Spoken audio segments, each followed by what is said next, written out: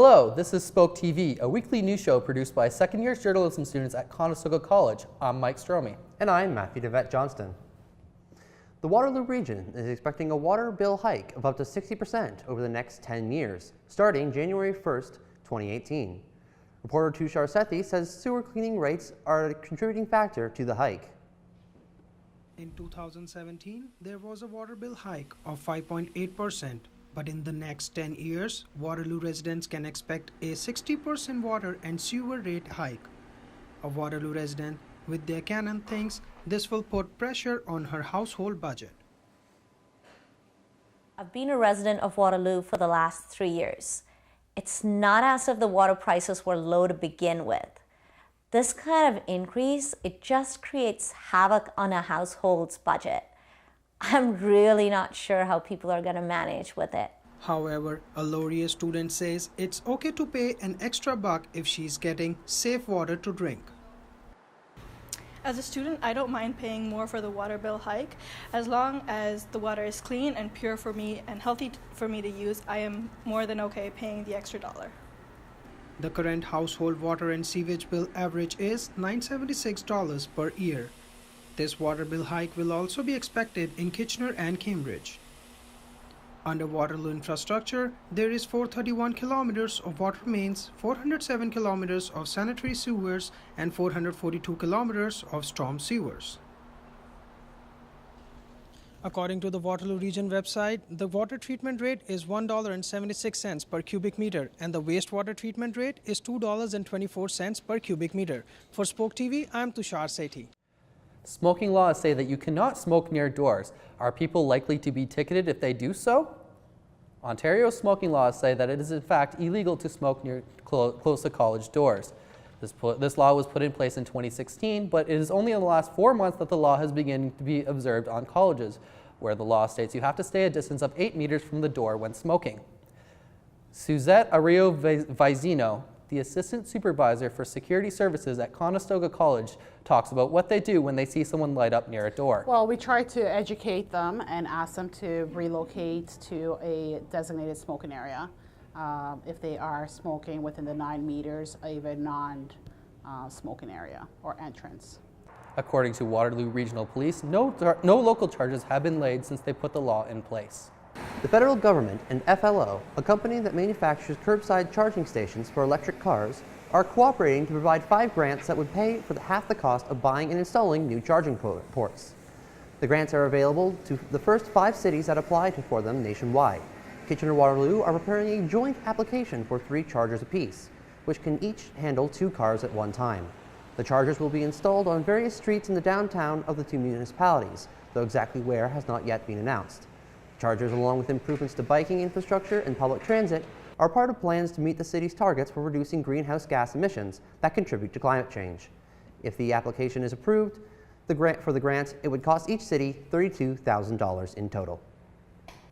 The holidays can be stressful for anyone. Conestoga students are no exception. The college has support the students need to make sure they keep their mental health on track. Spoke TV's Sandra Sampraga has more. Student Success Services at Conestoga College is now offering drop-in mental health support to students during evening hours. For the first time, Conestoga has partnered with HERE 24/7. We have so much things which we have to do in the given time. So, yeah, that stress can be released by this service. According to Communications and Event Coordinator Erin Downs, staff from HERE 24/7 can refer students to 12 agencies in community.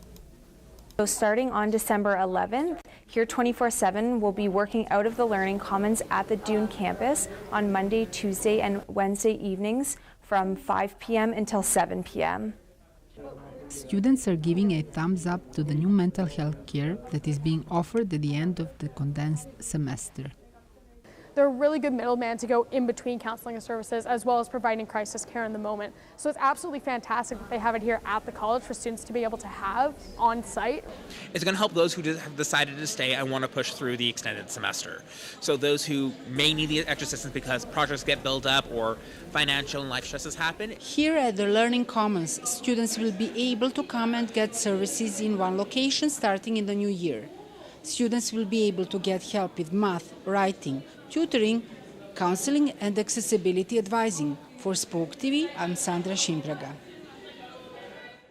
Luther Village on the Park started their Christmas holidays with a Christmas concert. With a simple donation, the Waterloo Band will perform for organizations in need. Cassetta Black will take us on this musical journey.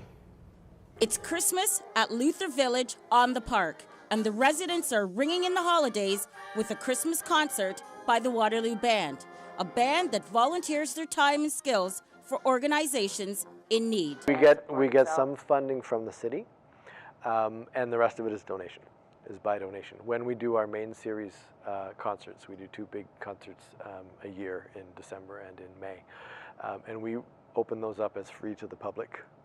Just donate what you can.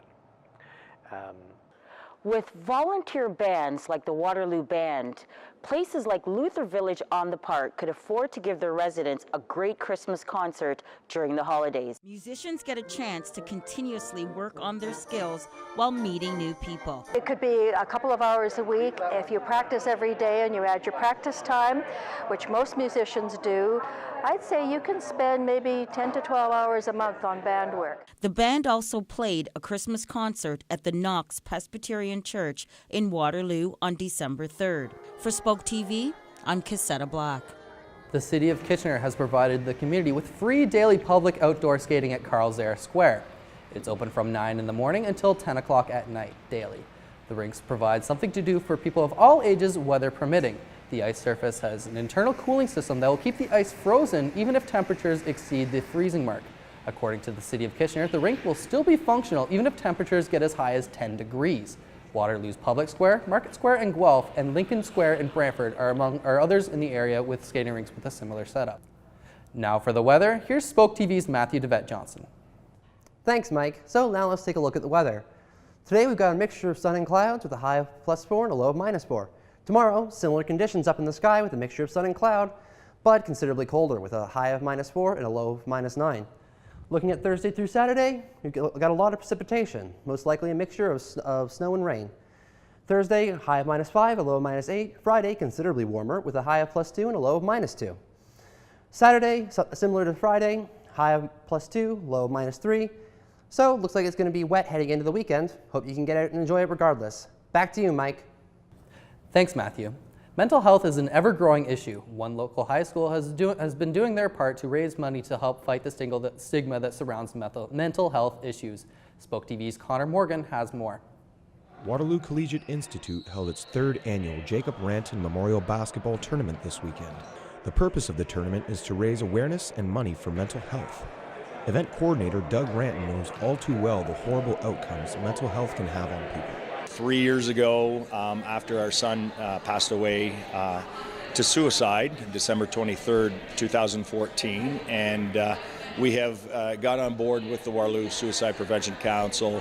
The tournament hosts many high school teams from the area, including St. David's, Eastwood, and Resurrection, to name a few. There's a silent auction during the tournament where many different items were being sold. Everything from sports jerseys to other assortments of clothes and lots of other miscellaneous items. Basketball aside, the real goal of this event is to raise awareness surrounding mental health. Whether you're a student, teacher, or parent, mental health can affect anyone, so don't be afraid to reach out if you're in need.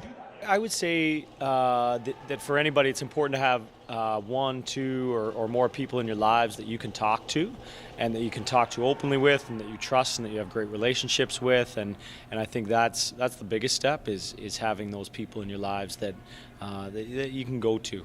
Opening a dialogue is the first step to help ending the stigma of mental health. I really think it comes down to just trying to make people comfortable talking about mental health. Last year, the event was able to raise $45,000, and we'll be looking to get close to that number again this year. All proceeds will go directly to the Waterloo Region Suicide Prevention Council. For Spoke TV, I'm Connor Morgan. The Kitchener-Waterloo Titans took on the St. John Eagles on December 13th at the Kitchener Memorial Auditorium. It was a close game from start to finish.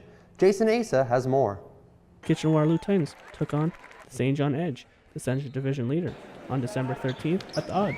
Both teams started out strong to begin the first quarter. Early in the first, KW had a 7-point lead.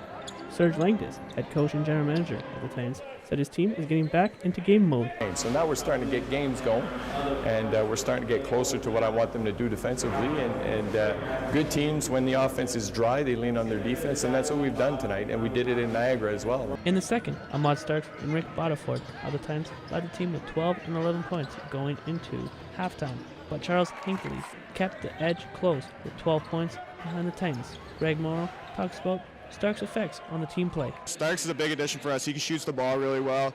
He gets guys involved. He gets into the paint. He's a high energy guy. So we're really happy to have him on the team, and he helped us a lot this game. In the third, Starks came out firing to lead the Titans with 22 points coming from behind the arc. Hinckley came out with a double-double going into the fourth. Starks talks about his performance with the team. A few open shots I felt that I normally would make, but just getting into the flow of things, and my guys play well tonight. In the fourth, the Edge came close to tying the game with 5 minutes left, but the Titans held their lead by shooting a game-clinching 3 to seal their first victory of the NBL season. Here at the Odd, the KW Titans got their first win against St. John Edge, a victory of 99-92.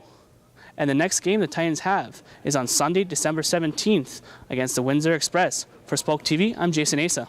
In sports, in a much anticipated matchup that many considered will determine the home field advantage in the AFC, the New England Patriots held off the Pittsburgh Steelers 27-24 in a nail-biting showdown that ended in controversy, when it was determined that Steelers tight end Jesse James did not complete the process of completing a catch that would have been the game's final winning touchdown in the final seconds of the game. It was a first-round knockout for the Los Angeles Rams and a pivotal tilt with their division rivals, the Seattle Seahawks. The Rams took a commanding 34-0 halftime lead and never looked back, thrashing the Seahawks 42-7 on the strength of 4 Todd Gurley touchdowns. The Dallas Cowboys kept their playoff hopes alive as they held off the Oakland Raiders 20-17. Raiders quarterback Derek Carr fumbled into the end zone on the game's final minute, resulting in a touchback for the Cowboys that would seal the game. The Cowboys star running back Ezekiel Elliott makes his much-anticipated return Sunday. Elsewhere, the Atlanta Falcons held off the Tampa Bay Buccaneers on Monday Night Football. The Carolina Panthers outlasted the Green Bay Packers in Aaron Rodgers' return, and the Minnesota Vikings and Jacksonville Jaguars clinched division titles and blowout victories. That recaps the craziness that was Week 15 in the NFL. Back to you, Matthew. This past week marked the Jewish festival of Hanukkah. Citizens of Guelph celebrated with the lighting of a 9-foot menorah. Spoke TV's Marty Young has more.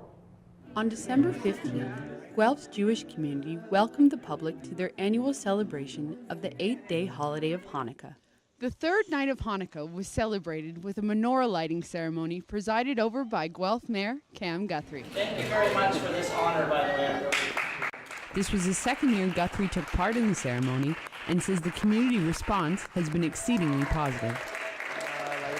I'm always honored to be asked to light it first, and we're seeing the crowd from last year to this year a lot more. So a lot of people here too are maybe not of the Jewish faith or the Jewish background, but they're here to celebrate alongside them, and that is such a Guelph thing. Guelph thing is being together in community, and so it was a wonderful celebration, and I hope to see it expand year after year after year.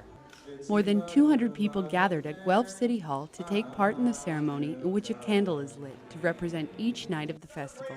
Rabbi Steiner of Chabad Guelph wants people to know that the messages of Hanukkah are universal. So today, one of the greatest issues we face is apathy, sitting back and relaxing and thinking someone else is going to do something. We need to take a message from Hanukkah and recognize that each and every one of us, every single person here in Guelph, at Conestoga, and around the world, if everyone would just do a little bit, our world will be brighter and more beautiful. For Spoke TV in Guelph, I'm Marty Young. It's always nice to see things like that, people coming together and celebrating the holidays, regardless of their beliefs or their backgrounds. Do you have any kind of traditions that your family does during the holidays? I mean, usually we'll have family come over on Christmas Eve, and then Christmas Day we'll go visit relatives in London, Ontario, or vice versa, depending on people's schedules. But we really just keep it simple. I mean, we come over, we have a nice dinner, we open presents, we enjoy each other's company, and we sip a little eggnog. We keep it simple, but that's the way we like it. Oh, it's nice to hear. It's a good thing to do. Unfortunately, that's all we have time for this week. For more stories and information, please visit our website at spoketv.ca and follow us on Twitter at SpokeTV. I'm Matthew DeVette Johnston. And I'm Mike Stromey.